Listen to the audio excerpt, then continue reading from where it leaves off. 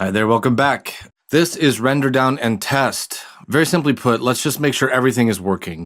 I get asked very often, how do you know when a track is done? Or, hey, how do you actually finish a track? Well, there's a method I'm quite fond of that I use almost 100% of the time when I'm in that end game stage. Here's what I do.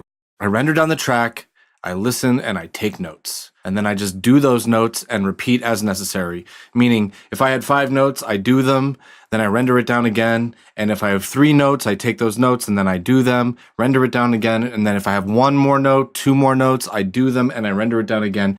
The idea is that when you run out of bullet points and you tick them off one at a time and get them all done and you have no notes left, you're done with the track. It's time to go hands off. So here we've rendered down the track and I will take a critical listen, and as I do, I'll jot down my last and final notes. Now, there's a couple ways to do this. I suggest doing it in something like QuickTime where you cannot see the waveform.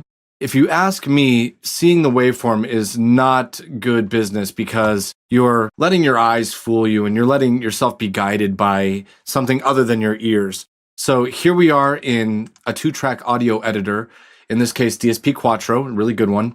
But I think it's better to do it out of something like QuickTime where you cannot see the waveform.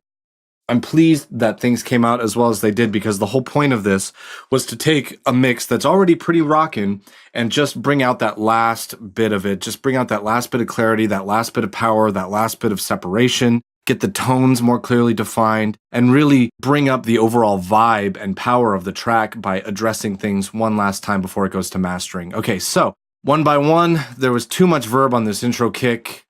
1:35, the chords were a bit loud.